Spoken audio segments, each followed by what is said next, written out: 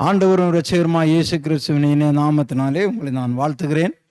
இந்த நாளிலே செய்தியின் தலைப்பு சிறந்த குடும்பம், சிறந்த குடும்பம் என்று சொல்லி ஒரு தலைப்பின் கீழே தேவனுடைய வார்த்தையை கேட்கலாம். 1 தீமோத்தேயுவின் புஸ்தகம் 3ஆம் அதிகாரம் 1 தீமோத்தேயு 3ஆம் அதிகாரம் 4-5 வசனங்களை வாசிக்கலாம். தன் சொந்த குடும்பத்தை நன்றாய் நடத்துகிறவனும் தன் பிள்ளைகளை சகல நல் ஒழுக்கம் உள்ளவர்களாக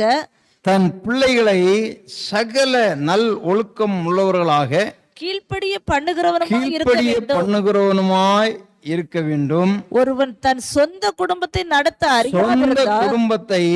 நடத்த அறியாதிருந்தால் தேவனுடைய சபையை எப்படி விசாரிப்பான்? பிரியமானே, இது ஒருவேளை ஒரு கண்காணியானவன், ஒரு சபையினுடைய பொறுப்பாளன் எப்படி இருக்க வேண்டும் என்று எழுதினாலும் கூட, இந்த கண்காணி என்கிற வார்த்தையினுடைய பொருள் பொறுப்பாளன் என்று சொல்லி பொருள். ஆங்கிலத்தில் பிஷப் என்று சொல்லுகிறார்கள். தகுதியை அங்கே மேற்கண்ட வசனங்களில் சொல்லப்பட்டிருக்கிறது. 2ஆம் வசனம், ஆகையால் கண்காணியானவன் குற்றச்சாட்டப்படும். யாரும் அவனை குற்றம் சாட்டக்கூடாது. ஆமா, ஒழுங்கானவனா இருக்கணும். அடுத்தது, ஒரே மனைவியை உடைய புருஷன் ஜாக்கிரதையா இருக்கணும். அவன் குடும்பத்தை நடத்துறதுல ஜாக்கிரதையா இருக்கணும். தெளிந்த புத்தி உள்ளவன் யோக்கியதை உள்ளவன் அந்நியரை உபசரிக்கணும். போதக சமர்த்தனமாய் இருக்கணுமா? சோதரம். இது எல்லா துறைக்கும் பொருந்தும். ஞாபகம் வச்சுக்கிடுங்க. Not only the church. ஒரு ஆபீஸை எடுத்துக்கொண்டீங்கன்னா கூட, அந்த ஆபீஸை நீங்கள் இங்கே போதக சமர்த்தனம் இருக்கு, அங்கே நீங்கள் சாமர்த்தியசாலியா இருக்கணும். ஒரு ஆபீஸை நிர்வாகம் பண்ணுங்கிறது தெளிந்த புத்தி உள்ளவனா இருக்கணும், ஜாக்கிரதை உள்ளவனா இருக்கணும், யோக்கியதை உள்ளவனா இருக்கணும். அதுக்கு யோக்கியதையா இருக்கணும். ஆமா, போதக சமர்த்தன், அதான் ஆளுமை எல்லாம் இருக்கணுமா சோதனம். சொல்லிட்டு சொல்றார், தன் சொந்த குடும்பத்தை நன்றாய் நடத்துகிறவன். ஆமா, சிறந்த குடும்பத்திற்கு அழகு தன்னுடைய சொந்த குடும்பத்தை எப்படி நடத்தணும்? நன்றாய் நடத்துகிறவன். தன் சொந்த குடும்பத்தை நன்றாய் நடத்தணும். நிறைய பேர் சொந்த குடும்பத்தை நன்றாக நடத்த மாட்டாங்க. மற்றவங்க குடும்பத்துக்கு ஓடி ஓடி உழைப்பாங்க. மனைவி கடைக்கு போக சொன்னால் அது அப்புறம் போயிடலாம் விடு அப்படின்னு சொல்லுவாங்க. ஆனால் இன்னொருத்தர் கடைக்கு போக சொன்னால் உடனே போவாங்க. ரேஷன் வாங்கி கொடுக்க சொன்னால் போவாங்க. ஆமாம், யாரையா கொண்டு விடணுமா போவாங்க. தான் குடும்பத்தை பார்க்குறாங்க இல்லையோ, மற்றவங்க குடும்பத்தை. ஆனால் வேதம் என்ன சொல்கிறது? ஒரு சிறந்த மனிதனுடைய குணம், ஒரு சிறந்த குடும்பம் எப்படி இருக்க வேண்டுமாம்? தன் குடும்பத்தை முதலாவது நன்றாய் நடத்த தெரிந்திருக்கணும். அல்லேலூயா. தன் குடும்பத்தை நன்றாக நடத்த தெரியணும். தன் பிள்ளைகளை சகல நல் ஒழுக்கமுள்ளவர்களாக கீழ்ப்படிய பண்ண வேண்டுமா சோதரம். அநேகர் புலம்போதை நான் பார்த்திருக்கிறேன். பிள்ளைகளை நல் ஒழுக்கமுள்ள பிள்ளைகளாக வளர்க்க தவறி விடுகிறார்கள். பிள்ளைகளை ஒழுக்கமுள்ள பிள்ளைகளாக வளர்த்தால் அந்த ஒழுக்கம் கடைசி வரைக்கும் நல்ல ஒரு பலனை கொடுக்கிறதா இருக்கும். ஆமா, சொல்லிவிட்டு சொல்லுகிறார், ஒருவன் சொந்த குடும்பத்தையே நடத்த அறியாமல் இருந்தால் அவன் எப்படி தேவனுடைய சபையை நடத்துவான் என்று. அதை நீங்கள் மாற்றியும் எடுத்துக்கொள்ளலாம். எப்படி என்றால், ஒருவன் சொந்த குடும்பத்தை நடத்த அறியாதவன் ஒரு ஆர்கனைசேஷனை நடத்த முடியாது, ஒரு தொழிற்கூடத்தை நடத்த முடியாது, ஒரு கல்விக்கூடத்தை நடத்த முடியாது, ஒரு ஆபீஸை நடத்த முடியாது. எனவே முதல்ல ஒரு குடும்பத்திலே அவன் நன்றாக இருக்க வேண்டும். ஒரு குடும்பத்திலே ஒரு பிள்ளை இருந்தான். அவன் படித்து கொண்டிருக்கிறான், காலேஜ் படிக்கிறான். காலேஜ் பருவம் வரையிலும் அவன் என்ன பண்ணுகிறான் என்றால், காலேஜுக்கு 10 மணிக்கு காலேஜ் இருக்கணுமா, வீட்டை விட்டு 9 மணிக்கு கிளம்பணும்னா 8:30 மணி வரைக்கும் தூங்கிட்டு இருப்பான் படுக்கையில். 8:30 மணிக்கு அந்த போர்வையை தூக்கி அப்படி கட்டில் ஒரு வீசுவான். கடகடன்னு போவான், பல்ல வளர்க்குவான், குளிப்பான், ஏதோ எடுத்து சாப்பிட்டுட்டு போவான். அவங்க அப்பா வந்து பார்த்துட்டு சொல்லுவார், ஒரு வாலிப பையன், அவன் பாரு பெட்ஷீட் எங்கேயோ கிடக்கு, அவன் லுங்கி எங்கேயாவது போட்டுட்டு போயிருக்கிறான், ஃபேன் ஓடிட்டு இருக்கு, லைட் ஆஃப் பண்ணல, ஒரு ஒழுங்கே இல்லை அப்படின்னு சொல்லிட்டு தினமும் சண்டை தான். இந்த தகப்பனாருங்க பார்த்தீங்கன்னா பிள்ளைகள் இடத்துல, அதாவது வெளி தோற்றத்தில் பார்க்கும்போது கொஞ்சம் முரடாக தான் இருப்பாங்க. தகப்பன் அவருக்கு அன்பு இல்லாமல் இல்லை,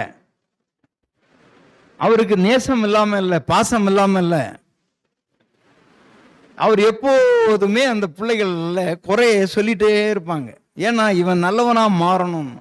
ஆனால் தாய் சொல்லுவாங்க, ஏங்க பிள்ளைய போட்டு எப்பவுமே திட்டிகிட்டு இருக்கிறீங்க, ஏங்க பிள்ளைய போட்டு கடிஞ்சிட்டே இருக்கிறீங்க,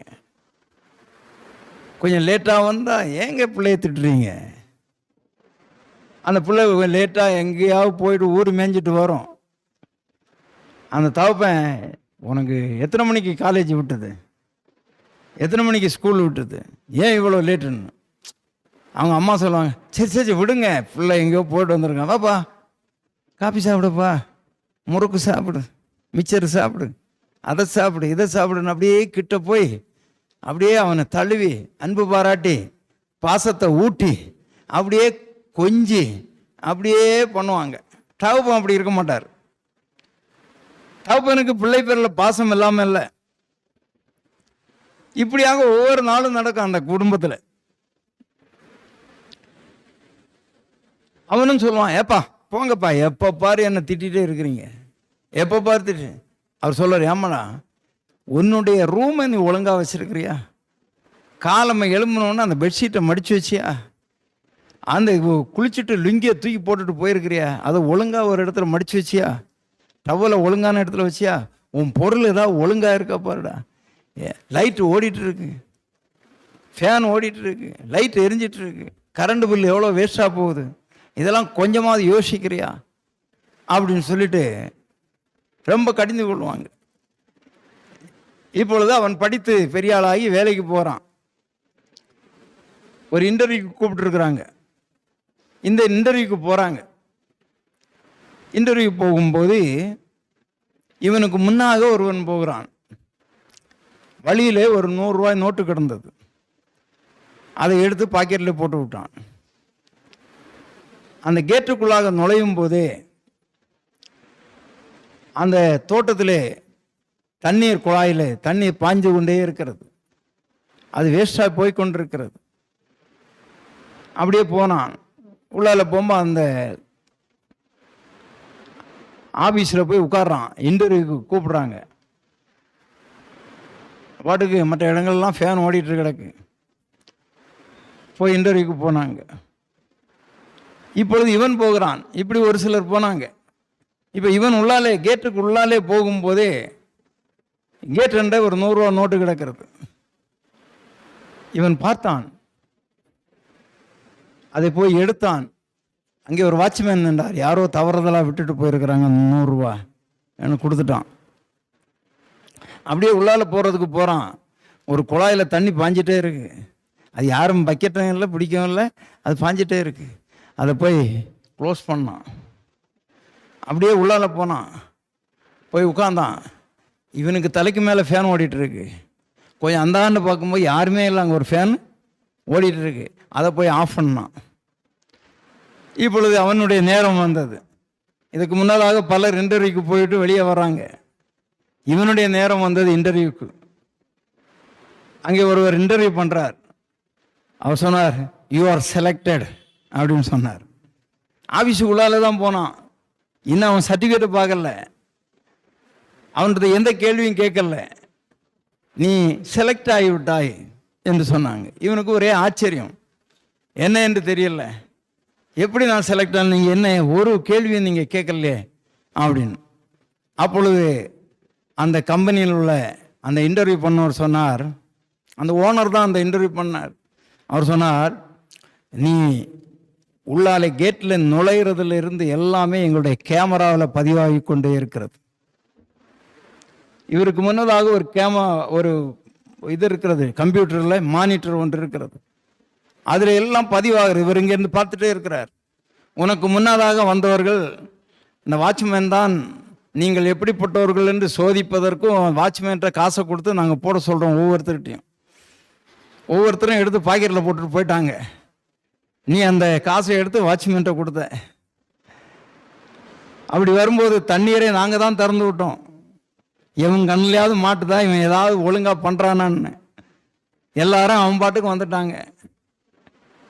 நீ மட்டும் அதை மூடினாய், வேஸ்டாகி போகக்கூடாதுன்னு. ஆஃபீஸில் வந்து உட்கார்ந்தாய், எல்லா ஃபேனையும் நாங்கள் தான் போட சொன்னோம். நீங்கள் உட்கார்ந்துருக்கிறத தவிர மீதி ஃபேனெல்லாம் ஓடிட்டு இருக்கு. அவசியமில்லாத ஃபேனை போய் நீ ஆஃப் பண்ண. உன்னுடைய எல்லா குணங்களையும் நாங்கள் தெரிந்து கொண்டோம். You are selected. இவன் அந்த இன்டர்வியூ முடிஞ்சு வீட்டுக்கு போனான். ஓடி போய் தகப்பனுடைய காலில் விழுந்தான். என்னை மன்னிங்கப்பா.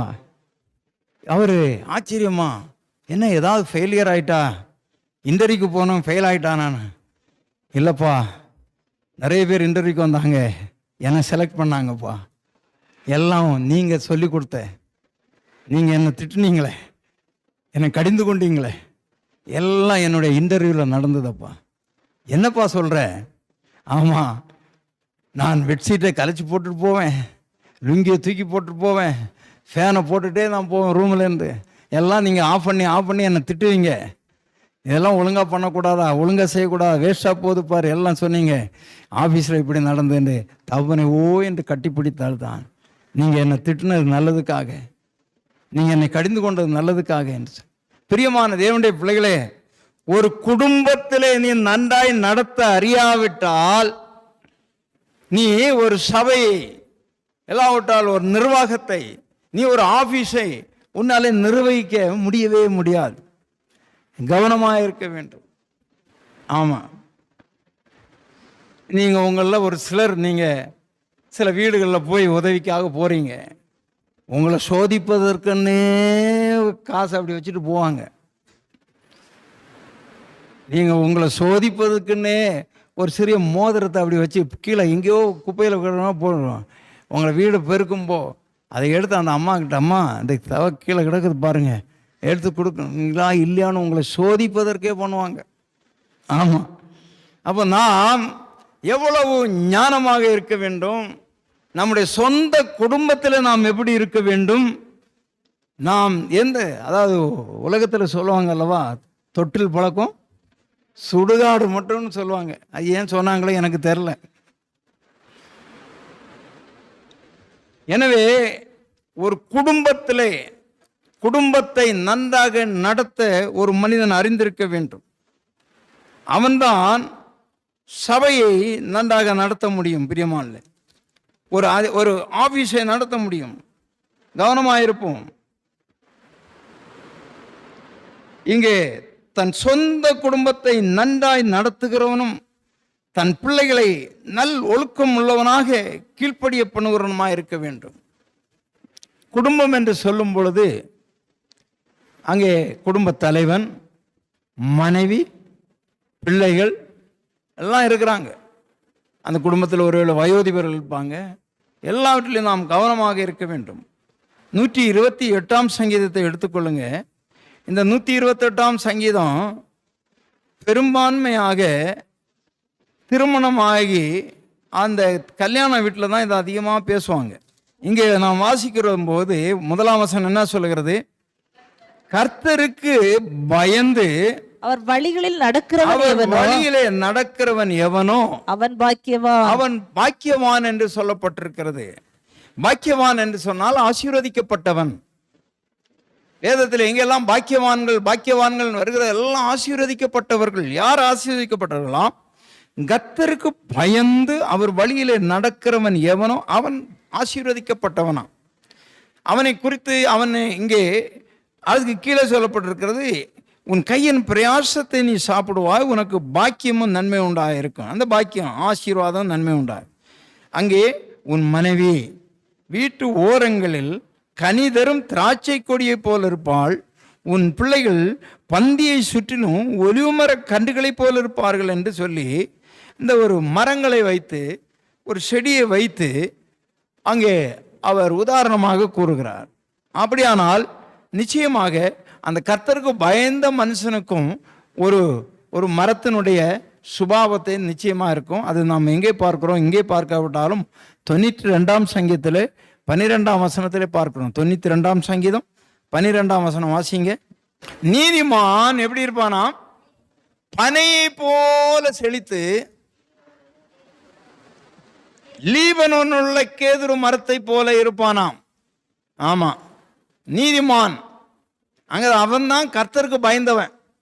கர்த்தருக்கு பயந்து அவர் வழிகளில் நடக்கிறவன் எவனோ அவன் பாக்கியவான் என்று சொல்லப்பட்டிருக்கிறது. அந்த பாக்கியவான் யார் என்று சொன்னால் நீதிமான் எப்படிப்பட்டவனா இருப்பானா? எப்படி இருப்பான்? அவன் பனையை போல செழித்திருப்பானா. அந்த பனை மரம் பாருங்க, வெயில் காலத்திலும் மழை காலத்திலையும் எப்போவுமே அதனுடைய ஓலைகள் பசுமையாக தான் இருக்கும். ஏனென்றால் அதனுடைய வேர் ஆழமாக போய் ஆழத்தில் போய் தண்ணீரை உறிந்து அது தன்னுடைய உடல் பகுதி முழுவதும் தண்ணீரை சேகரித்து வைக்கும். பனைமரத்தை குறித்து பேசினாலே ஒரு நாளெல்லாம் செய்தி பேசலாம். அதில் என்னுடைய சிறப்புகள் நான் ஒன்று ரெண்டை சொல்லுகிறேன். அந்த பனைமரமானது நீங்கள் அதை வெட்டி பிளந்து பார்த்தால் அதற்கு உள்பகுதி நல்ல வெள்ளை வெள்ளைன்னு சாஃப்டாக இருக்கும். அதெல்லாம் தண்ணீர்னாலே நிறைந்திருக்கும். எத்தனை மாதங்கள் மழை பெய்யாமல் இருந்தாலும், வருடக்கணக்கில் பெய்யாமல் இருந்தாலும் இதனுடைய வேர் மிகவும் ஆழமாக போய் அது என்ன ஆகுமா, அப்படியே நீரை இழுத்து உறிஞ்சி தன்னுடைய உடல் முழுவதும் உச்சந்தலையிலேருந்து உள்ளங்கால் வரையிலும் அது உறிஞ்சி வச்சுக்கிடும். ஆமாம், உச்சந்தலையில் போய் தான் அது என்ன ஆகுது, நொங்கா வரும்போது அதுலேயும் தண்ணி இருக்கும். அதை பக்குவப்படுத்தி பதநீர் எடுத்தால் அதுலேருந்தும் தண்ணீர் ஊற்றிட்டு இருக்கு. பார்த்தீங்களா? அது எப்போவுமே உள்பகுதி ஈரமாக இருக்கும். நீதிமான் என்பவன் அவன் எல்லாம் அறிந்தவனாக இருப்பான். நீதிமான் மிகவும் கவனமாக இருப்பான். ஒரு காலத்தில் பஞ்சகாலம் வரும், இப்பொழுது நல்ல செழிப்பின் காலம், அது என்ன பண்ணணும் ஏது பண்ணணும் எல்லாம் அறிந்து வைத்திருப்பான் நீதிமான். யோசேப்புக்கு அது தெரிந்தது. அதனால தான் அவனை அதிகாரியாக்கணும்னு அவன் அதுக்குரிய காரியங்களை செய்தான். அடுத்தபடியாக நாம் பார்க்கும்போது ஒரே ஒரு காரியத்தை சொல்லி அந்த பனையை விட்டுடுறேன். அவனுடைய மேல் பகுதி எப்படி இருக்கும்? கருப்பாகவே இருக்கும், சொரப்பாகவே இருக்கும். அது எப்போவும் ரஃப்பாக தான் இருக்கும். நான் முதல்ல என்ன சொன்னேன், அந்த குடும்ப தலைமை எப்படி இருப்பான்? எப்பவும் கொஞ்சம் ரஃப்பாக தான் இருப்பான். ஆமாம், குடும்ப தலைமை ரஃப்பாக தான் இருப்பான். காலமாக அவர் வேலைக்கு போகும்போது நீங்கள் 100 ரூபா கேட்டிங்கன்னா 1008 கேள்வி கேட்பார். எதுக்கு? நான் 100 ரூபா வச்சு என்ன பண்ண போகிறேன்? ரேஷன் வாங்கணும்னு போய் சொல்ல முடியாது. ஏன்னா 2 நாளைக்கு முன்னால் தான் ரேஷன் வாங்கியிருப்பீங்க. கரண்ட் பில்லு அவரே கட்டியிருப்பார். எதுவுமே சொல்ல முடியாது. அப்போ எதுக்கு கேட்குற அப்படின்னு கொஞ்சம் ரஃப்பாக தான் இருப்பார். 200 ரூபா கேட்டால் 100 ரூபா தான் கொடுப்பாரு. அவர் கொஞ்சம் ரஃப்பாக தான் இருப்பார். நான் சொன்ன மாதிரி இந்த பிள்ளைங்க பேரில் கொஞ்சம் கடுகடுன்னு தான் இருப்பார். ஆமாம், எனவே அந்த நீதிமான் அவன் பனியை போல செழித்து லீபனுள்ள கேதுரை போல அவன் வளர்ந்திருப்பானாம். அவன் கையின் பிரயாசம். ஒரு சிறந்த குடும்ப தலைவன் சோம்பேறியாக இருக்கக்கூடாது. அவன் வேலை செய்துட்டே இருக்கணும். உன் கையின் பிரயாசத்தை நீ சாப்பிடுவாய், உனக்கு பாக்கியமும் நன்மையும் உண்டாக இருக்கும். உனக்கு ஆசீர்வாதம் நன்மை வரணும்னா ஏதாவது ஒரு வேலை செய்யணும். இல்லையா சொல்லலாமா? எனவே உன் கையின் பிரயாசத்தை நீ சாப்பிடுவாய், உனக்கு பாக்கியமும் நன்மையும் உண்டாயிருக்கும். ஒரு குடும்ப தலைவன் சிறந்த குடும்பத்திலே சிறந்த குடும்பமாய் இருக்க வேண்டுமானால் இந்த குடும்ப தலைவன் ஒழுங்குள்ளவனாக இருக்க வேண்டும். குடும்ப தலைவன் உண்மையுள்ளவனாக இருக்க வேண்டும். குடும்ப தலைவன் உழைக்கிறவனாக இருக்க வேண்டும். சோம்பேறியாக இருக்கக்கூடாது. சோதரம் கவனமாக இருக்க வேண்டும். சோதரம் நான் அதிகமாக பேச விரும்பவில்லை. 3வது வசனம் சொல்லுகிறது 128:3, உன் மனைவி வீட்டு ஓரங்களில் கனிதரும் திராட்சை கொடியை போல் இருப்பாள். யூதர்களுடைய ஏன்னா யூதர்களுடைய வாழ்க்கையை அடிப்படையாக வைத்து தான் இந்த வேதமே எழுதப்பட்டிருக்கிறது. யூதர்களுடைய வீடுகளிலே பார்த்தீங்கன்னால் ஒரு திராட்சை செடி இருக்கும். வீட்டு ஓரங்களிலே அவர்கள் வீட்டை சுற்றிலும் ஒரு திராட்சை கொடி இருக்கும். ஒரு அத்திமரம் இருக்கும். ஒரு அத்திமரம் இருக்கும். மாதுளை மரம் இருக்கும். இதெல்லாம் யூதர்களுடைய முறைமை. நம்ம கேரளாவுக்கு போனீங்கன்னா ஒவ்வொரு வீட்டு முன்னாலேயும் தென்னை மரம் இருக்கும். ஒவ்வொரு வீட்டு முன்னாலேயும் பலாமரம் இருக்கும். ஒவ்வொரு வீட்டை சுற்றிலும் ஏதாவது ஒரு மரம் அவர்கள் வளர்ப்பார்கள். இன்னும் கன்னியாகுமரியில் போயிட்டீங்கன்னா அவங்க வாழை மரம் நடுவாங்க, மாமரம் நடுவாங்க, பலாமரம் நடுவாங்க. அவங்க வீட்டு முன்னாலே எப்போவுமே ஒரு பலாமரம் நிற்கும், ஒரு மாமரம் நிற்கும். இதெல்லாம் தென்னை மரமும் நிற்கும். இதெல்லாம் வழக்கம். அதான் இங்கே என்ன சொல்கிறார், மனைவி எப்படி இருப்பாங்களாம், வீட்டு ஓரங்களில் கனி தரும் திராட்சை கொடியை போல இருப்பாங்களாம். எப்போவுமே கனி அதில் இருந்துகிட்டே இருக்குமா, அந்த திராட்சை கொடியில், அந்த செடி. அப்பொழுது பார்த்தீங்கன்னா திராட்சை என்று சொல்லுகிறது மகிழ்ச்சியை குறிக்கிறது. திராட்சை ரசம் என்று சொன்னால் அதனுடைய கருப்பொருள் மகிழ்ச்சி தரக்கூடியது. எனவே மனைவியானவள் ஒரு குடும்பத்தில் மகிழ்ச்சி தரக்கூடியவளாக இருப்பாள். அவள் கனி தருகிற ஒரு திராட்சை கொடியை போல அந்த வீட்டை சுற்றிலும், அந்த வீட்டு ஓரங்கள் வீடை சுற்றிலும் அவள் ஒரு கனி தருகிறவளாக இருப்பாள். ஒரு அருமையான ஒரு வாசனை வந்து கொண்டிருக்கும். திராட்சை பழம் பழுத்த இடங்களில் போனீங்கன்னா அவ்வளோ ஒரு வாசனை. எனவே ஒரு மனைவியானவள் ஒரு நற்குணசாலியாக இருக்க வேண்டும். அவள் ஒரு பலன் உள்ளவளாக இருக்க வேண்டும். பலன் உள்ளவளாக இருக்க வேண்டும். மூன்றாவது அந்த 4ஆம் வசனத்தை சொல்லப்பட்டிருக்கு. இதோ அதே 3ஆம் வசனத்திலே உன் பிள்ளைகள் எப்படி இருக்கிறாங்களாம், பந்தியை சுற்றிலும் ஒலிவ மரக்கன்றுகளாக இருப்பார்களாம். ஆமாம், இந்த ஒலிவ மரம் அதையும் நான் சொல்ல விட்டுட்டேன். யூதர்கள் அதிகமாக ஒலிவ மரத்தில். அப்போ அந்த பந்தியை சுற்றிலும் ஒலிவ மரம் நல்ல எண்ணெயை கொடுக்கும், நல்ல வருமானத்தை கொடுக்கும். எனவே அந்த பிள்ளைகள் பிரயோஜனமுள்ள பிள்ளைகளாக இருப்பாங்களாம். பந்தியை சுற்றிலும் எப்படி இருப்பாங்க, பிரயோஜனமுள்ள பிள்ளைங்க. ஆமாம், உங்கள் பிள்ளைங்களை பக்கத்து வீட்டுக்காரங்க இல்லை சொந்தக்காரன் வந்து என்ன உன் பையன் எப்படி இருக்கிறான், அது ஒன்றுக்கும் பிரயோஜனமே இல்லை அப்படி சொல்லக்கூடாது. பிரயோஜனம் உள்ள பிள்ளைங்களாக இருக்கணும். நான் பெண் பிள்ளைங்களை சொல்ல மாட்டேன், அவங்க எப்போவுமே பிரயோஜனமாக தான் இருப்பாங்க. நம்ம அதனால் அந்த பக்கம் பேசக்கூடாது, பையனுங்களை தான் பேசணும். இல்லையா சொல்லலாம். எல்லா பிள்ளைங்களும் எப்படி இருக்கணும், பிரயோஜனம் உள்ள பிள்ளைங்களாக இருக்கணும். அது எங்கே இருக்கணுமா, பந்திய சுற்றிலும் இருக்கணும். சில பிள்ளைங்க வீட்டிலே அடங்காதுங்க. யாக்கோபை பற்றி சொல்லப்பட்டிருக்கு, அவன் கூடாரவாசியும் குணசாலியுமா இருந்தானா. சில பிள்ளைங்க வீட்டிலே தங்காதுங்க. அப்படியெல்லாம் பேர் வாங்கக்கூடாது. நல்ல பிள்ளைங்களாக இருக்கணும். சரி, சோதரம். இதோ கர்த்தருக்கு பயப்படுற மனுஷன் இவ்விதமாய் ஆசீர்வதிக்கப்படுவானாம். ஒரு குடும்பம் என்று சொன்னால் இந்த ஒரு சூழ்நிலையில் இருக்க வேண்டும். இந்த மனைவியை குறித்து நம்ம பார்த்தோமே, பார்த்தீங்கன்னா நீதிமொழிகள் 31ஆம் அதிகாரத்தில் நீங்கள் போனீங்கன்னா, நான் அதை விவரிக்க சொல்ல நான் விரும்பவில்லை என்றால் இது எல்லாருக்கும் உங்களுக்கு நன்றாக தெரிந்த ஒரு காரியம். எனவே 31ஆம் அதிகாரம் 10ஆம் வசனத்திலிருந்து நீங்கள் வாசித்துட்டு விட்டுருங்க, அவ்வளோதான். குணசாலியான சிறியை கண்டுபிடிப்பவன் யார்? யார்? அவளுடைய விலை முத்துக்களை பார்க்கலும் உயர்ந்தது. ஆமா, நீங்க எல்லாருமே குணசாலிகளா தான் இருப்பீங்கன்னு நான் நினைக்கிறேன். அல்லேலூயா சொல்லலாமா? அல்லேலூயா. குணசாலியான சிறியை கண்டுபிடிப்பவன் யார்? இன்றைக்கு பெண் பார்க்க போறவங்க எல்லாமே குணசாலியா இருக்கிறாளான்னு யாரும் பார்க்கறது கிடையாது. அழகாக இருக்கிறாளா, முடி நீளமா இருக்குதா, அப்படிதான் பார்க்குறாங்க. பொண்ணு நல்லா படிச்சிருக்கா, பொண்ணு நல்லா சம்பாதிக்குதா, ஒரு 100 சவரம் போடுவாங்களா, எவ்வளோ கொண்டு வருவா, இதைத்தான் பார்க்குறாங்க. குணசாலியான ஸ்திரியை கண்டுபிடிப்பவன் யார்? அவளுடைய விலை முத்துக்களை பார்க்கலும் உயர்ந்ததான். ஆமா, ஒரு குணம்தான் விலையேற பெற்றது. ஒரு பெண்ணினுடைய குணம். ஆமா ஆமா, சோதரம். அந்த பெண்ணை பார்த்து புருஷன் சொல்லுவானா, 29ஆம் வசனம்,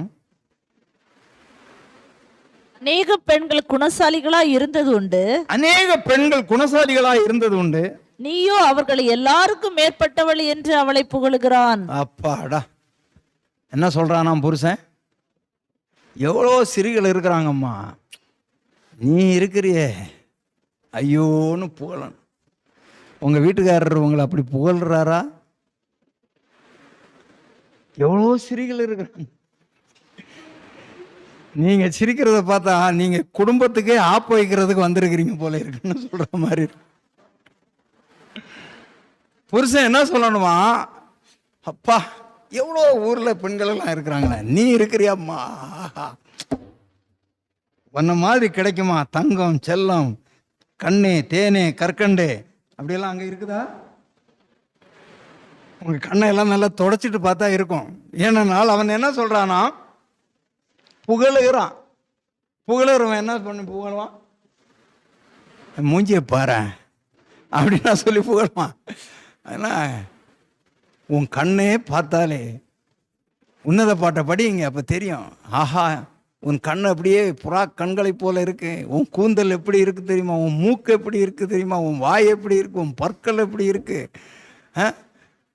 அப்படின்னு சொல்லிட்டு ஒவ்வொரு அங்கமாக அவன் வர்ணிக்கிறானே. நேசர் வர்ணிப்பார் மணவாட்டியை.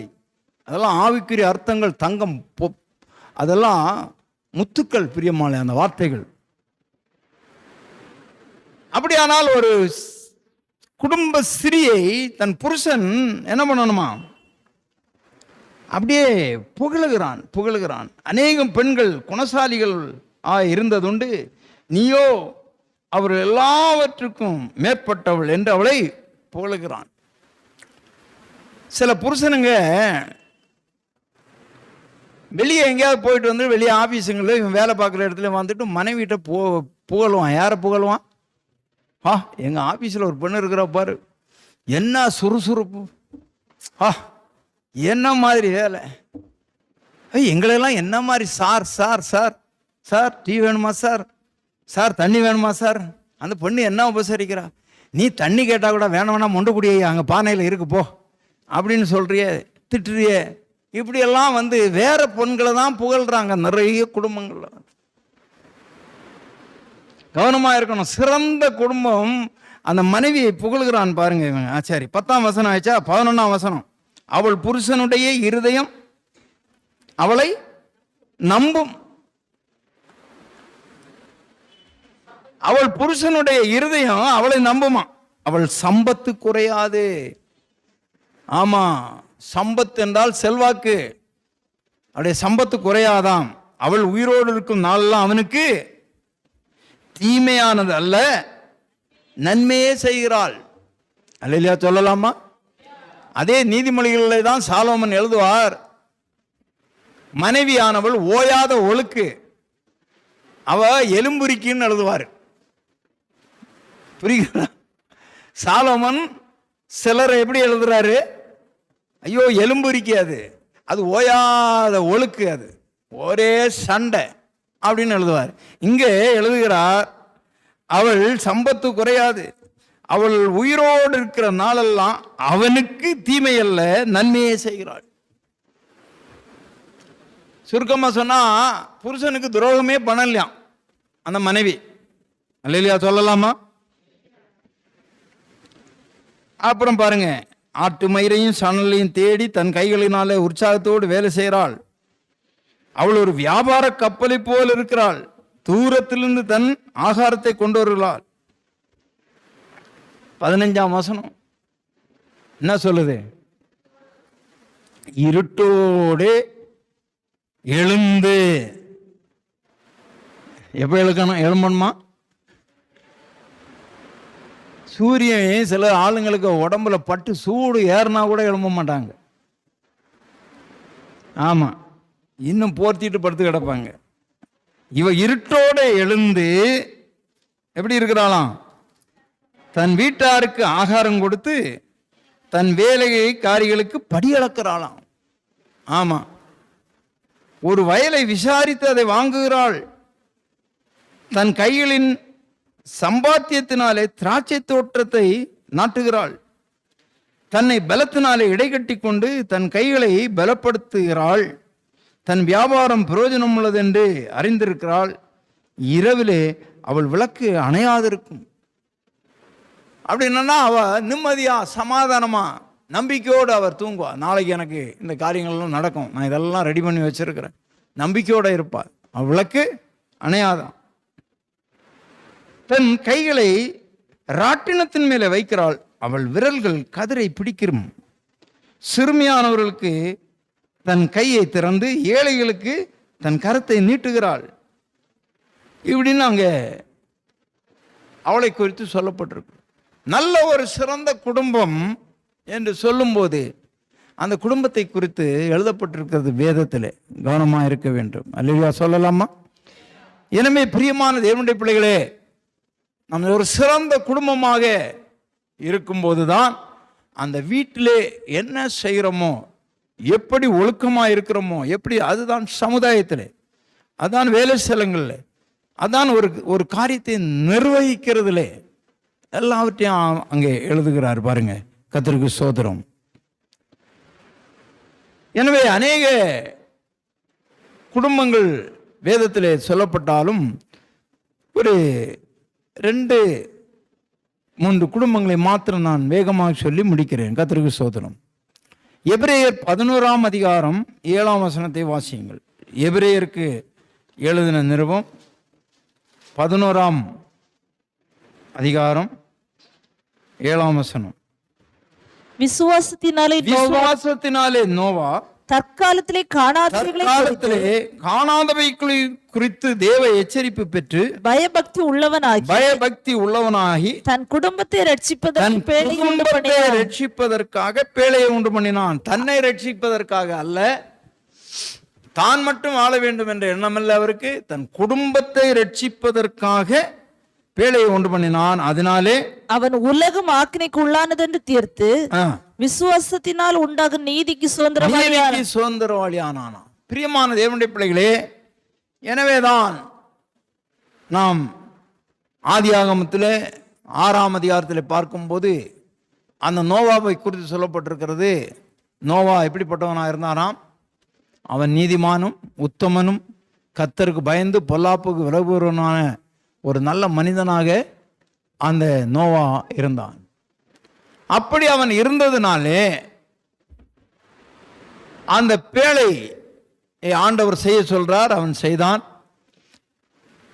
அவன் வேதம் பண்டிதர்கள் சொல்கிறார்கள் 100 ஆண்டுகளுக்கு மேலாக அவன் அந்த பேழையை கட்ட ஆரம்பித்ததிலிருந்து கட்டி முடிக்கிறது வரையிலும் அவன் பிரசங்கம் பண்ணினானாம். நீதியை பிரசங்கித்த நோவா என்று சொல்லி வேதத்திலே சொல்லப்பட்டிருக்கு. நீதியை அவன் என்ன பண்ணினானாம்? பிரசங்கித்தானாம். ஆமென். 120 வருஷம் பக்கம் அவன் பிரசங்கித்தும் அந்த ஊர்ல எந்த ஒரு மக்களும் மனம் திரும்பவில்லை. கவனிக்கணும். அங்கே என்ன சொல்லப்பட்டிருக்கிறது? நாம் எபிரேயர்ல வாசித்தோம், தன் குடும்பத்தை அவன் ரட்சித்தான் என்று சொல்லப்பட்டிருக்கிறது.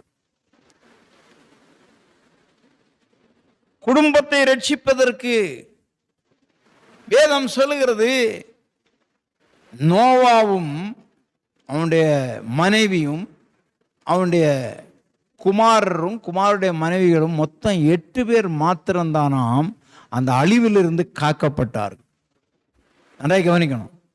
120 வருஷம் இவன் மரம் வெட்டினவன், கீழ் பூசினவன், மரத்தை இழுத்துட்டு வந்தவன், கார்பெண்டர் வேலை செய்தவன், எவனுமே மனம் திரும்பல.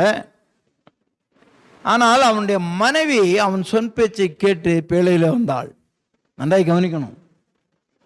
அவனுடைய மனைவி சொற்பேச்சை கேட்டு பேழையில் வந்தாள். பிள்ளைகள் எல்லாம் சொற்பேச்சை கேட்டு, மற்றவங்க எல்லாம் என்ன கிண்டலும் கேலியும் பண்ணாங்க. ஆஹா, வேதம் சொல்லுகிறது, நோவா காணாதவைகளை குறித்து தேவ எச்சரிப்பை பெற்றானாம். காணாதவைகளை குறித்து தேவ எச்சரிப்பை பெற்று அவன் பிரசங்கித்திருக்கிறான், வேலையை கட்டியிருக்கிறான். எது காணாதது? மழை. ஆண்டவர் சொன்னா, மழையினாலே இந்த பூமியை நான் அழிக்கப் போகிறேன், எனவே நீ கொப்பேர் மரத்தினாலே ஒரு பேழையை கட்டு என்று.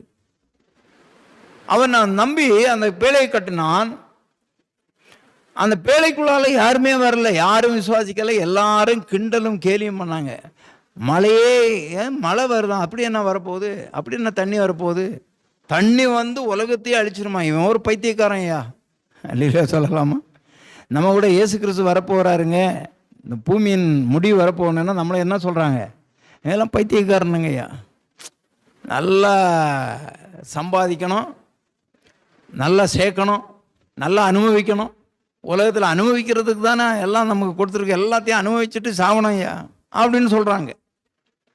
இவன் பிரசங்கிக்கும் போது யாருமே மனம் திரும்பல, எல்லாரும் அவனுக்கு கிண்டலும் கேலியும் பண்ணாங்க, எவனும் வரல. வேதம் சொல்லுகிறது, அவனும் அவனுடைய மனைவியும் அவனுடைய பிள்ளைகளும் மருமக்களுமாக 8 பேர் மாத்திரம் தப்பித்தார்.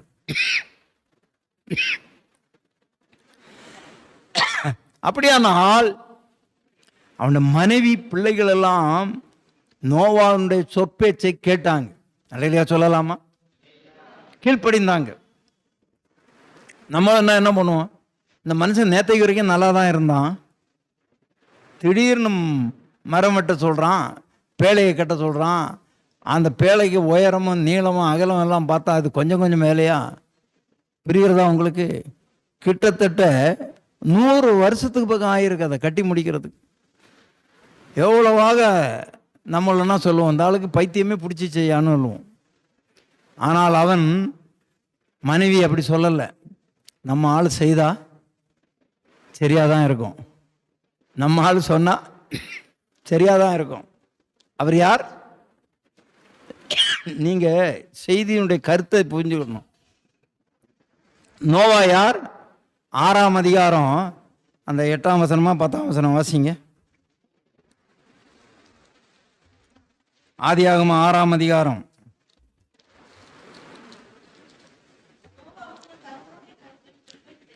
ஒன்பதாம் வசனம். நோவாவின் வம்ச வரலாறு. நோவா தன் காலத்தில் இருந்தவர்களுக்குள்ளாக யாரா இருந்தான்? நீதிமானா இருந்தான், உத்தமனா இருந்தான், தேவனோடு சஞ்சரித்து கொண்டிருந்தான். எப்படி இருந்தான்? முதல்ல அவன் நீதிமானுங்க. நீதிமான், வார்த்தையிலே சுத்தம், செய்கையிலே சுத்தம், அவ்வளவு உண்மையுள்ள மனுஷன், உத்தமன். அவன்கிட்ட எந்த ஒரு களங்கமும் இல்லை. அடுத்தபடியாக அவன் தேவனோடு எப்போதும் சஞ்சரித்து கொண்டிருப்பான். அதனால மனைவிக்கு 100% நம்பிக்கை உண்டு. யார் பேரில்? தன் புருஷன் பேரில்.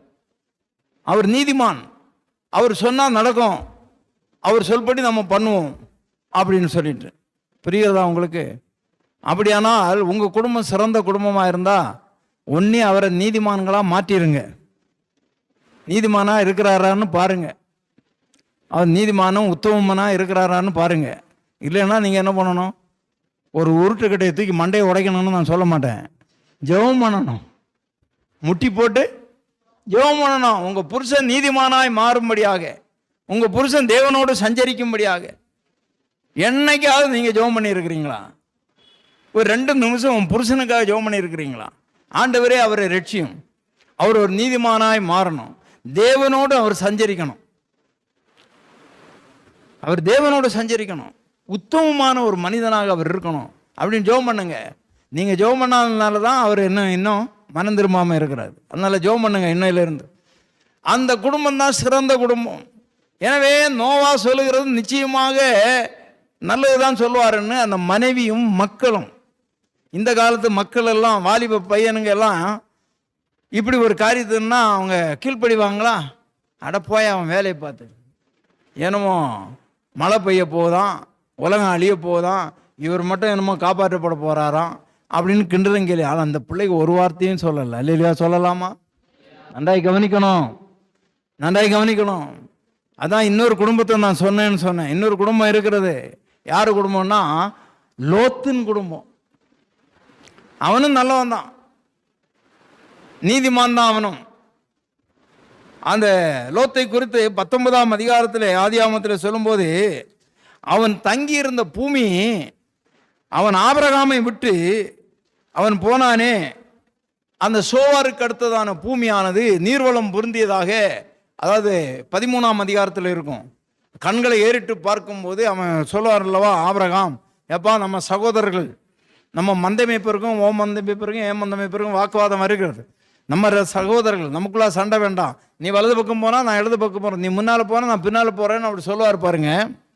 அவர் சொல்லிட்டு அப்போது தான் லோத்து அந்த சோவாருக்கு போகிற வழி அது ஏதேன் தோட்டத்தை போல இருந்துதான், கர்த்தருடைய தோட்டத்தை போல இருந்ததுன்னு சொல்லுவாங்க.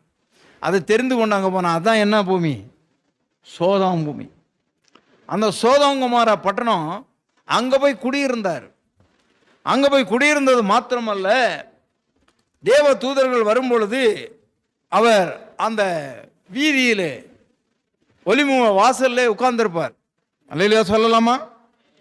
அந்த சோதோமின் வாசலிலே நல்லா கவனிங்க, 19:1 வாசிங்க. அந்த 2 தூதர்களும் சாயங்காலத்திலே சோதோமுக்கு வந்தார்கள். லோத்து சோதோமின் வாசலிலே உட்கார்ந்திருந்தார். ஆமா, எங்க உட்கார்ந்திருந்தான்?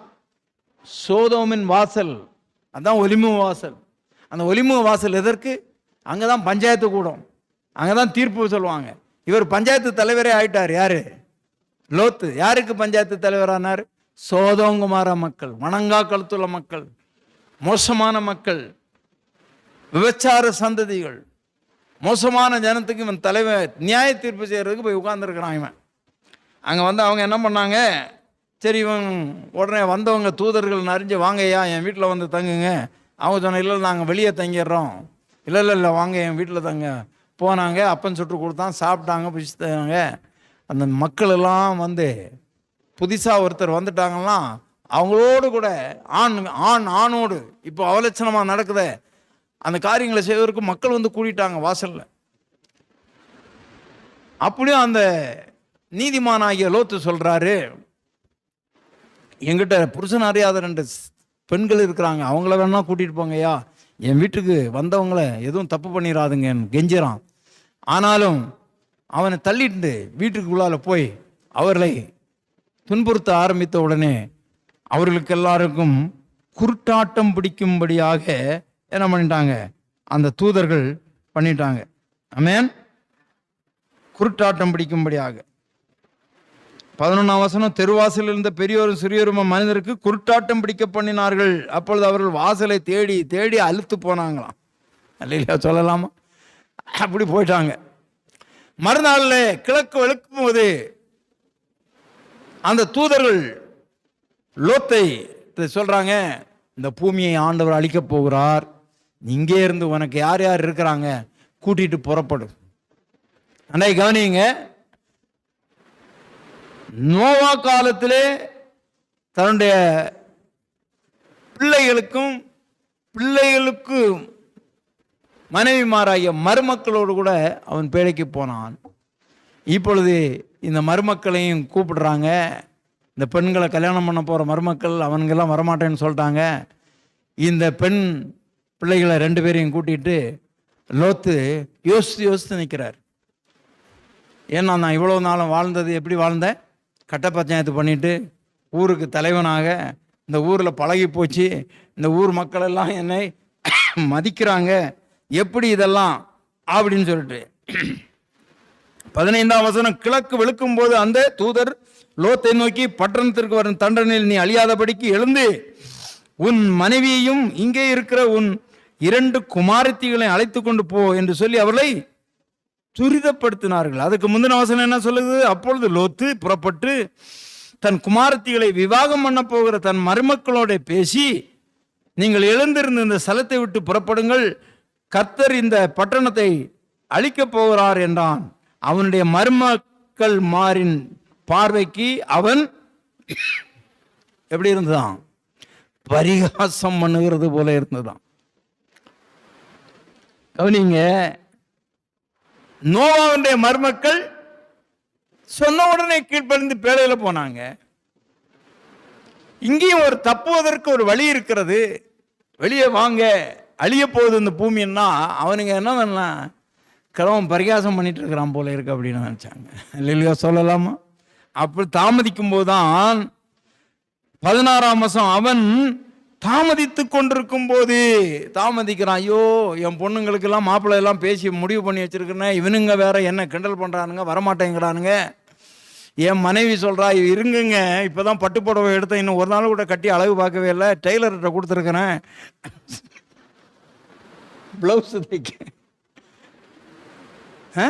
பிளவுஸ் தைக்க கொடுத்துருக்குறேன் அப்படின்னு சொன்னாங்களோ, இல்லை தச்சது கொஞ்சம் சரியில்லாமல் இந்த ஆல்ட்ரேஷனுக்கு கொடுத்துறேன்னு சொன்னாங்களோ, அப்படியெல்லாம் யோசித்துட்டு இவன் மூளையை போட்டு கசக்கி இவனும் தாமதித்து கொண்டிருக்கும் போது, நன்றாய் கவனிங்க, அவன் தாமதித்து கொண்டிருக்கும் போது கர்த்தர் அவன் மேல் வைத்த இரக்கத்தினாலே அந்த புருஷர் அவன் கையையும் அவன் மனைவியின் கையையும் அவன் 2 குமாரத்திகளின் கையையும் பிடித்து அவனை பட்டணத்துக்கு வெளியே கொண்டு போய் விட்டார்கள். அவர்களை வெளியே கொண்டு போய் விட்ட பின்பு அவர், உன் ஜீவன் தப்ப ஓடிப்போ, பின்னிட்டு பாராதே, இந்த சமபூமி எங்கும் நில்லாதே, நீ அழியாதபடிக்கு மலைக்கு ஓடிப்போ. அல்லேலூயா சொல்லலாமா? அழியாத போய், இன்றைக்கும் தேவனுடைய எச்சரிப்பின் வார்த்தை வருகிறது. இயேசு வரப்போகிறார். நீங்க அழியாதபடிக்கு, நரகத்துக்கு போகாதபடிக்கு ரட்சிக்கப்படுங்க. எல்லாருக்கும் நம்ம பண்றது பரிகாசமாக தான் இருக்கு. மனம் திரும்ப பரிகாசமா இருக்குது. அல்லேலூயா சொல்லலாமா? கவனமா இருக்கணும். இப்போ எங்குமே நில்லாத, ஓடிட்டே இரு, அந்த மலைக்கு போ, பின்னிட்டு பார்க்காதே அப்படின்னு சொன்னார். அல்லேலூயா சொல்லலாமா? அதற்கு லோத்து, அங்க பார்த்தீங்களா, இவன் நீதிமானா, கர்த்தருக்கு பயந்தவனா? அப்படி அல்ல, அப்படி அல்ல. ஆண்டவனே, உமது கண்களிலே கிருபை கிடைத்தா மலைக்கு போறது இல்லை, பக்கத்து ஊருக்கு போறேன்னு, சோவாருக்கு போறேன், பக்கத்து ஊர். ஆமா, நிறைய பேருக்கு அப்படிதான். கிறிஸ்தவத்தில் வந்தாச்சுன்னா சினிமா பார்க்க முடியாது, கிறிஸ்தவத்தில் வந்தாச்சுன்னா ஆடி மாதம் கூழ் குடிக்க முடியாது, விநாயகர் சதுர்த்திக்கு சுண்டல் சாப்பிட முடியாது, வேற என்ன விநாயகர் சதுர்த்திக்கு கொழுக்கட்டை சாப்பிட முடியாது, தீபாவளிக்கு பலகாரம் சாப்பிட முடியாது. இந்த கிறிஸ்தவங்க ரொம்ப ஸ்ட்ரிக்டானவங்க அப்படின்னு. அப்படி அல்ல, ஏன் இஷ்டத்துக்கு தான். இது ஒரு குடும்பமா? இது சிறந்த குடும்பமா? இது சரி, எங்கேயாவது போ. ஆண்டவர் என்ன சொன்னார் தெரியுமா? ஏன் பாசையில் போய் தொலை, போ, எங்கேயாவது போ. அங்கே போய் அந்த மக்களுக்கு ரொம்ப மோசமான மக்களாக இருக்கான்னு பயந்துக்கிட்டு ஒரு கெபியில் போய் உட்காந்தான். இதுக்கு முன்னால் அம்மா எங்கே போனாங்க? ப்ளவுஸ் வாங்க போனாங்களோ, கோழியை பிடிக்க போனாங்களோ, ஆட்டை பிடிக்க போனாங்களோ, இன்னும் பலகாரம் சொல்கிறதுக்கு மாவு புளிக்க வச்சிருக்கிறான், அதையும் ஒன்றும் செய்யலை. இது இந்த மனுஷன் வந்து கையை பிடிச்சி இழுத்து வெளியே போ, ஜீவன் தப்ப ஓடி போகணுன்றாரு. இருங்க ஐயா, அங்கே என்ன இருக்குன்னு திரும்பி பார்த்து உப்பு தூணா நிற்கிறாங்க இப்போவும். அல்லேலூயா சொல்லலாமா? இது ஒரு சிறந்த குடும்பமா? இல்லை. மருமக்களும் மறந்துருமல்ல. கடைசியில் போய் ஒரு கெபியில் உட்கார்ந்தார். இந்த பொண்ணுங்க அது சாதாரண பொண்ணுங்களா? வேஷதாரி பொண்ணுங்க. தகப்பனுக்கு மதுவை குடிக்க கொடுத்து அவனோட சேர்ந்து புள்ள பத்தாளுங்க 2 பேரும். கேடுகட்ட குடும்பமாய் போய்விட்டது. பிரியமானவர்களே, சரித்திரத்தை படிச்சு பாருங்க. துன்மார்க்க சந்ததியை பெற்றெடுத்தாங்க, துன்மார்க்கமா நடந்து சீர்கட்டு போனாங்க. சிறந்த குடும்பமா இல்லை. நன்றாய் கவனிக்கணும், சிறந்த குடும்பமா இல்லை. ஆமா, எனவே கவனமா இருக்க வேண்டும். ஒரே ஒரு குடும்பத்தை சொல்லி முடிக்கிறேன். அப்போஸ்தலர் 10ஆம் அதிகாரம் நமக்கு நன்றாய் தெரியும். 1ஆம் வசனத்திலிருந்து வாசிங்க. 10:1 வாசிங்க வேகமா. இத்தாலியா பட்டாளம் எனப்பட்ட பட்டாளத்திலே 100க்கு அதிபதியாகிய கொர்நேலியு என்கிற பெயர் கொண்ட ஒரு மனுஷன் செசரியா பட்டணத்திலே இருந்தான். இது ரோமர்களுடைய ஆட்சி. இத்தாலியா பட்டாளம் ரொம்ப ஸ்ட்ரிக்டானவங்க, கொடூரமானவங்க. அதுல ஒரு மனுஷன் இருந்தானாம். யாரு? அவன் தேவபக்தி உள்ளவன், தன் வீட்டார் அனைவரோடும் கூட தேவனுக்கு பயந்தவன், ஜனங்களுக்கு மிகுந்த தர்மங்களை செய்து எப்பொழுதும் தேவன் நோக்கி ஜெபம் பண்ணி கொண்டிருந்தவன். எப்போதும் ஜெபம் பண்ணிட்டு இருந்திருக்கிறான், தான தர்மம் செய்திருக்கிறான். வீட்டார் அனைவரோடும் தேவனுக்கு பயந்து தெய்வ பக்தி உள்ளவனார். இதைத்தான் ஆண்டவர் விரும்புகிறார். வேதம் சொல்லுகிறது, தெய்வ பக்தி உள்ளவர்களை தான் ஆண்டவர் தமக்கென்று தெரிந்து கொண்டாராம். தெய்வ பக்தி உள்ளவர்களை சோதனை என்று ரட்சித்துக் கொள்வாராம். தெய்வ பக்தி உள்ள சந்ததியை ஆண்டவர் தம்முடைய ஜனமாய் சேர்த்துக் கொள்வார். முழங்கால் படிட்டு ஜெபிக்கலாமா? பரலோக பிதாவே, நாங்கள் ஒரு சிறந்த குடும்பமாக இருக்கணும்ப்பா. ஒரு சிறந்த குடும்பத்திலே குடும்ப தலைவன் எப்படி இருக்க வேண்டும், மனைவி எப்படி இருக்க வேண்டும், பிள்ளைகள் எப்படி இருக்க வேண்டும் என்று சொல்லி நாங்கள் கேள்விப்பட்டோம். எங்களுடைய குடும்பம் ஒரு சிறந்த குடும்பமாய் மாற உதவி செய்யுங்கப்பா. ஆண்டவரத்தில் கேளுங்க. இதுவரையிலும் லோத்தின் மனைவியை போல உலக சிற்றின்பங்களை நோக்கி பார்க்கிற மனைவியா இருக்கிறாளா? இல்லாவிட்டால் தேவனுக்கு பயப்படாத புருஷனா இருக்கிறாரா? சீர்கட்டு போன பிள்ளைகளா இருக்கிறாங்களா? யோசித்து பாருங்க. இதுதான் உங்களுக்கு கடைசி காலம் என்பதை நினைத்துக் கொள்ளுங்க. இன்னும் அதிக காலம் செல்லாது, ஆண்டோடைய வருகை வெகு சீக்கிரம். அதற்குள்ளாக கர்த்தரை பற்றி கொள்ளுங்க. குடும்பமாக நீங்க குடும்பமாக ஆண்டோடைய சமூகத்தில் போய் சேரணும். என் குடும்பத்தை அப்படி மாற்றும் ஐயா. கர்த்தருக்கு பயந்து நீதிமானாக இருக்கிற குடும்பத்திலே மனைவி வீட்டு ஓரங்களிலே கனிதரும் திராட்சை கொடியை போல இருக்கிறாளே, பிள்ளைகள் பந்திய சுற்றிலும் ஒலிவு மரப்பு கன்றுகளைப் போல இருக்கிறார்களே, அங்கேதான் சொல்லப்பட்டிருக்கும் கடைசியிலே, நீ உன் பிள்ளைகளின் பிள்ளைகளையும் இஸ்ரவேலுக்கு உண்டாகும் சமாதானத்தையும் காண்பாய். கர்த்தர் சீயோனிலிருந்து உன்னை ஆசீர்வதிப்பார். நீ ஜீவனுள்ள நாளெல்லாம் எருசலேமின் வாழ்வை காண்பாய். ஆண்டவர் உங்களை ஆசீர்வதிக்க சித்தமுள்ளவராயிருக்கிறார், விருப்பமுள்ளவராயிருக்கிறார். இன்றைக்கு இயேசு கிறிஸ்து வருவாரானால் உங்களுடைய குடும்பம் முழுவதும் ஆண்டவருடைய சமூகத்தில் போய் நிற்க தகுதியுள்ளவராயிருக்கிறார்களா? நோவாவின் குடும்பத்தை போல பேழைக்குள் காக்கப்பட்டு பேழைக்குள்ளாக எடுத்துக்கொள்ளப்படுகிற அனுபவத்தில் இருக்கிறார்களா? தண்ணீர் வந்தது, பூமி அழிந்தது, பேழை மிதந்தது. பிரியமாள், ஒரு நாள் வரப்போகிறது, சபை எடுத்துக்கொள்ளப்படுகிற நாள். இந்த சபை ஆகிய பேழைக்குள்ளாக நம்முடைய அனைத்து குடும்பங்களும் வர வேண்டும். அதற்காக நீங்கள் பிரயாசப்படணும், பாடுபட வேண்டும். பிள்ளைகள் கவனமாக இருக்க வேண்டும். நல்லொழுக்கமுள்ள பிள்ளைகளாக, நல்லொழுக்கத்தில் நடத்துகிற ஒரு புருஷனாக இருக்க வேண்டும். அவன்தான் அவன் குடும்பத்தை காப்பது மட்டுமல்ல, அவனால் தான் ஒரு சபையை நடத்த முடியும், ஒரு நிறுவனத்தை நடத்த முடியும், ஒரு நல்ல சிறந்த பொறுப்பாளனாக வர முடியும். ஆண்டவரே, என்னை அப்படி மாற்றும் என்று கேளுங்க. பரலோக பிதாவே, நீர் சொல்ல சொன்ன வார்த்தைகளை உங்களுடைய பிள்ளைகளுக்கு நான் சொல்லியிருக்கிறேன். இந்த வார்த்தைகளை கேட்ட பிள்ளைகளுக்காக சோத்திரம். யூடியூப் மூலமாக இந்த வார்த்தையை கேட்டுக்கொண்டிருக்கிற பிள்ளைகளுக்காக நான் ஜெபிக்கிறேன். ஒரு குடும்பமும் கெட்டு போகக்கூடாதப்பா. எல்லா பிள்ளைகளும் நல்ல பிள்ளைகளாக, நல்ல சிறந்த குடும்பமாக விளங்க அனுக்கிரகம் பாராட்டும். வரிக்காக ஆயத்தப்படுத்தும், குற்றங்கள் குறைகளை மன்னியும். ஒவ்வொருவரையும் ஆண்டவரே சிந்தித்து செயல்பட கிருபை தாரும். ஆசீர்வதி. இயேசுவின் ஜெபிக்கிறேன் பிதாவே, ஆமென்.